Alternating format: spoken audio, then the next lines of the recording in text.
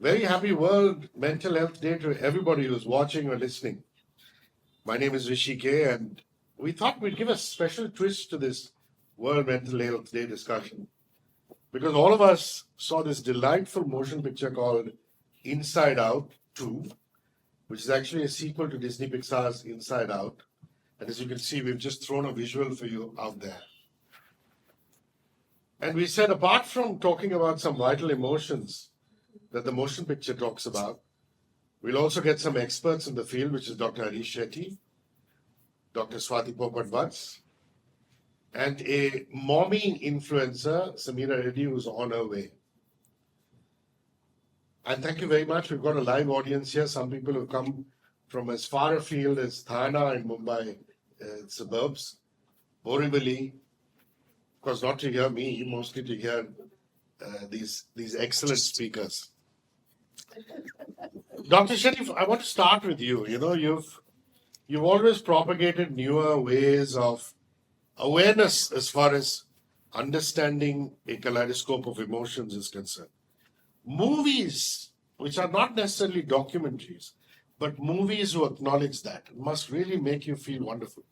Absolutely. In fact, Na Koi Umang Hai, Na Koi Patang Hai is one song which really hits. But this movie is phenomenal in impacting all of us to discover our emotions. Shah Rukh Khan said once, मैं खोने से पहले मैं अपने आप से मिलना चाहता हूँ. So this does it. And what is very important about this second movie is that ENNUI, that feeling is phenomenal because that is a reflection of the world around us. Bored and tired. It is a reflection of the world around us. And I was just speaking to Kanan. It's easy to treat depressed minds, difficult to manage bored and tired kids. So what comes to my mind is how do we solve this? And how do we solve this is a challenge for all of us. And the ability to accept that this can happen is normal. And the second most important thing, Kanan, is that how to keep them joyfully occupied. That is one emotion. The second emotion is also very important, envy. I mean, that is the emotion. I still remember when I stood second in the class, I was so angry and I was looking at that guy who stood first with so much anger and how the hell did he beat me? But here, what we do in schools, one solution is from jealousy to joyfulness. And that journey, workshops on that area really helps people to become better human beings and rounded human beings. People who work on jealousy to joyfulness become CEOs. People who stay where they are in envy, they become managers. So beautifully put. You know, for those of you who haven't seen the motion picture, let me just fill you in. It's about the life of Riley. And the film very beautifully portrays emotions as characters. That means joy inside Riley, anxiety inside Riley, anger inside Riley. So all these emotions come alive as characters. We shall talk a little more about that. But please welcome our next guest. She's a mommy influencer, an actress, all-round wonderful person, Sameera Reddy. Sameera, please. Thank you for the introduction. Parents have to handle a child at some very awkward junctures in their life. For example, in the movie Inside Out, Riley has her first period. And as a father of a just about to be 12-year-old in a few days, that can be very unnerving for parents if they're not prepared for it. Yeah. Talk to me about that. Talk to me about the pressures of how sometimes mothers build it in their own heads saying, oh, when my child has her first period, how am I going to react? What am I going to say? Some even do rehearsals for it. Now, this may sound absolutely absurd because I went completely against the norm. I don't know whether I'll be judged for it, but I'm going to say it anyway. My daughter's 5 years old. And, I do dress her up and she sees me change and shower and she saw Mama was wearing diapers. She said, Mommy, you're wearing diapers? Why are you wearing diapers? And I thought this is an excellent opportunity. At 5 years old, at such a simple age, to just introduce that it's very normal at some point for this to start. So I started this little story with her and I said, when mamas grow up, And I gave it a little twist. And I said sometimes in a month. And that's how, and I didn't give her the whole episode, but I gave it as a little, just a little touch of what could come. So we normalized it. And I actually had a fantastic sex education class in Goa, in school, that we were put through at when my son was, I think, in the second standard. And over there, they kept telling us, just normalize it.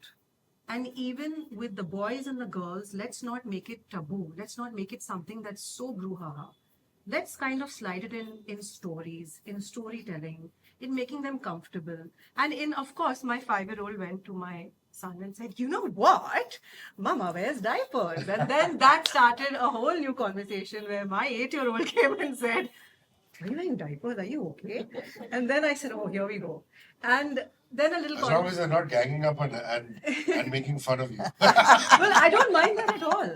Because through fun and through play, can we really get conversations that are very difficult out there? Nice. So I think that, of course, that this is my spiel, like at 5 and at 9, they're all already a little bit introduced to this little fact of life.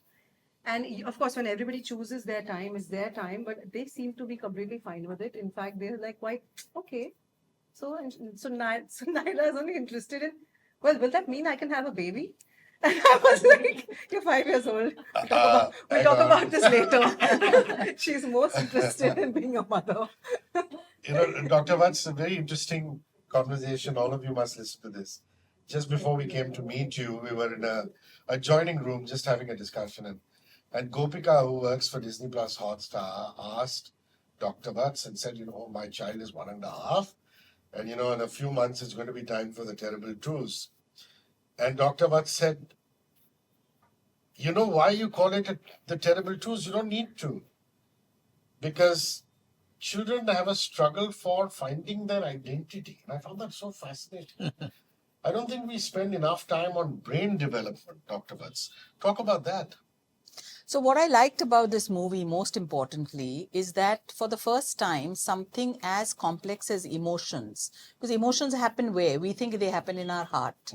They actually happen in our brain. And they've shown it so well. They've shown a console on which all these emotions are working hard in your brain and all. And none of the parents, any kind of parents you pick up from anywhere, ask them about brain development, they will not know it. It's like a secret kept away from parents and teachers. Whereas Bonvita sells very well on saying that brain ka vikas hota hai. So many products sell very well. This movie talks about the brain development in such a beautiful manner that as parents and as teachers, we understand that, look, what you spoke about, the terrible twos. Why is the terrible twos happening? The child is finding their identity at that age. Till that time, the child was one with you.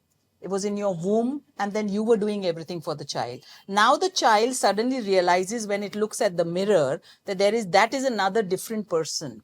There's an experiment to know whether your child is at that stage. You put a dot on your child's nose, and if the child looks at the mirror and touches that dot on the mirror, it doesn't know that that's a different person.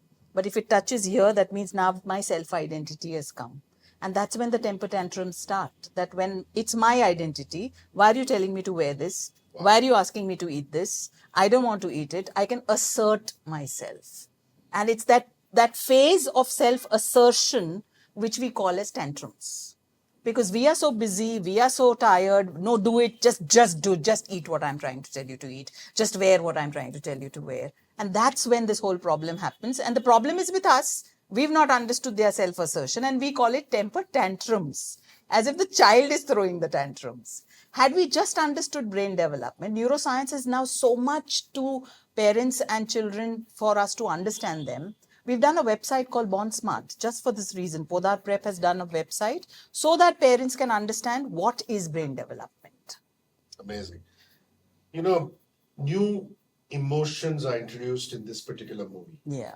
Inside Out 1 did not have anxiety, did not have embarrassment. And these are characters inside the child Riley. Inside Out 1 did not have a emotion called ennui. It's actually spelled E-N-N-U-I. E-N-N-U-I, but it's pronounced ennui.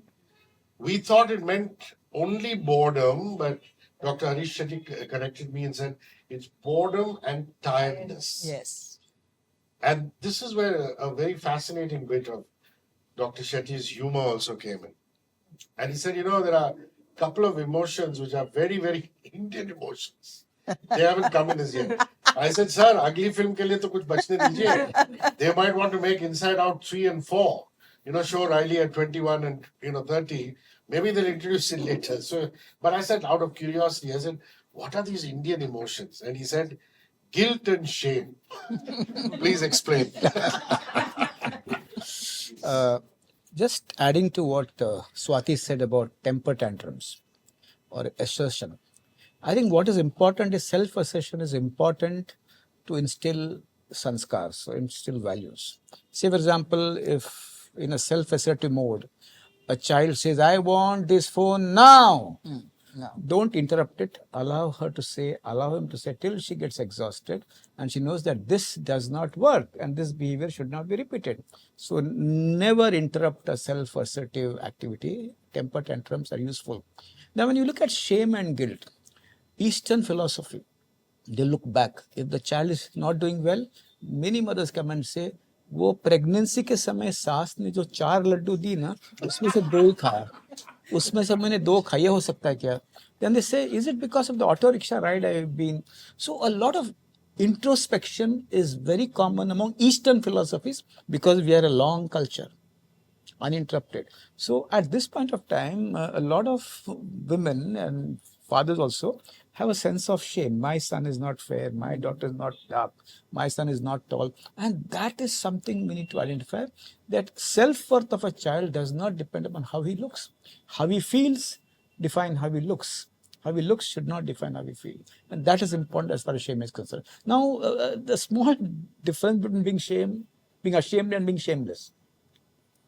I will not listen to this principle. Shameless. But I will follow what is very important for me. And I am in touch with my shame. But when it comes to seeking help, I'll say kill shame and seek help. A child is doing something, I don't know what is wrong with the child, I'll talk to the teachers, I'll talk to the educators, I'll talk to the principal. So understanding the nuanced aspect of shame is important. Guilt, very, very important. My God. Indian mothers have maximum guilt. Unfortunately. Go west, guilt drops. So what? We did that. Yeah, no, it is some education, no education, post-graduation, PhD doesn't work. So, but guilt is also an emotion of a world which has evolved. Evolved world has less of guile and more of guilt. At that point of time, it's important to see the difference between genuine healthy guilt and unhealthy guilt, which means there is invoked guilt and provoked. Indian mothers good at invoked and provoked. Huh? Provoked. तेरे वजह से मेरा BP बढ़ा है, पता है? कितना गोली खाता हूँ. Invoked is Nirupa Roy guilt. मेरे वजह से. So I think it's important to deal with it when it comes to mothers and fathers, and it's a very beautiful emotion, but it's an opportunity, Kanan, to actually build the life of a child. Absolutely. Well said, well said. Sameera, I want to talk about validation. Adolescents will start saying, oh, my favorite actress has a streak of red in her hair. Maybe I should have that. And indeed, this character goes through that. Riley looks at the topmost ice hockey player in college, in school, in high school, and goes, oh, maybe I should have hair like that. The other end of the spectrum, you find disturbing cases of teenage girls who have looked at their idol in college, who has a voracious sex life, and the question is, how do parents deal or not deal with this constant need of validation in this day and age? It's a very heavy question, and I will tell you there's no definitive answer. I am a mom to a 9-year-old and a 5-year-old, and I can tell you at even this young age, we're talking about 12-year-old, I am telling you at 5 and 9, I'm dealing with that. Where my 5-year-old comes and tells me, Mama, I don't want to wear a plaid because I don't look pretty in it. And I said, who said that? And I know now somebody's put it in her head, or she has seen a little girl prancing around, swishing her hair with different color ribbons, and she found that pretty, or she has idolized her and now wants to be her. So what I do is I don't stop it. I don't immediately say, like my husband gets a little upset. He's a very old school sort of, this is just wrong. And I'm like, no, nothing is wrong and nothing is right. Our parents didn't do this. And we have to go with the flow, which is if that moment she wants to idolize it, it will pass. You know, so everything for me is, it's a phase. This too shall pass. This too shall pass. And I do not, in fact, what he said, the doctor said beautifully was, do not give it that power at that moment. Let them get so exhausted with it that they only forget. You know, like the other day, Naira came and she said, somebody showed her, she said, Mama, which finger is this? Which finger is this? Which finger is this? Which finger is this? And she stopped here and I knew where she was going. Because somebody in school taught her. And I said, yeah, which finger? And she said it, and I said, okay. There was no reaction. It was like, oh my God, isne kya kaha? You know, nothing. I just let it go. So what I've understood is that if we draw too much attention to it, then they want to rebel and do much more. In fact, when I took Naira and Hans for this movie, they've seen the first part also. I found it interesting that through the film, not only they could relate, but I could relate. Yeah. Because in our generation, He did not talk. we didn't talk. My dad would just say, "Ha, cha, cha, cha. Kuch khilao usko, theek rahe." I'm still working on that. But I mean, you know what I'm saying? I He can just, associate with that kuch khilao. yes. Ro raha hai kuch khilao, has raha hai kuch This was it. This was it when I was a Emotional child. eating. Absolutely. And I'm saying it's a generational, I don't know what to call it. I forgive them for it. You know, if we're going there. But I'm saying that we never spoke about our emotions. We were Agreed. just told, ye sahi hai, ye karo, ye galat hai, get it, chup kar, chatak. And I feel a film like this, it actually, I have to say, got me to tears. Yeah. Because I realized at 45, I'm also overwhelmed. I'm an overwhelmed mother who's constantly questioning, going through guilt, going through, should I do this to be more successful, but should I do that? And then the emotions of shame and anger and exhaustion and tiredness and boredom, I don't know. Because I don't get that. But interestingly enough, to come back to this point, the children have to be exposed to more moments of understanding how to handle that Yeah, beautiful. overstimulation Beautiful. from all angles. Okay. Very well said. And the biggest issue for me is everybody asks me, "Are you're in Goa? Classes nahi hote na wahan? Football, badminton, computers, Susega. animation." And I'm like, hai, but I send him sometimes. Like, what happened to you? I mean, you've gone from Bombay to like, you've regressed. But you know what? My son sometimes stares at the trees. Yeah, that's good. He chills. Yeah. He stays with his emotion, and when he comes back overwhelmed from school, I force him to sit down and read a book and do nothing. Now, if my mother saw me doing this as a kid, she'd be like, "Kya kar rahi hai?" Don't Like, waste time. Don't waste time. You are just useless. Useless child. And this thing I have had to work and undo with myself, with my children. So again, to come back to your question, anything that they're going through, I will allow them the moment to try to figure out for themselves. I will look as a third person and try to maneuver it. Of course, I won't stand in their way. And this again, it's like a formula which if somebody works it out, you please let us know because we have to look at it, you know. 94.3 Radio 1.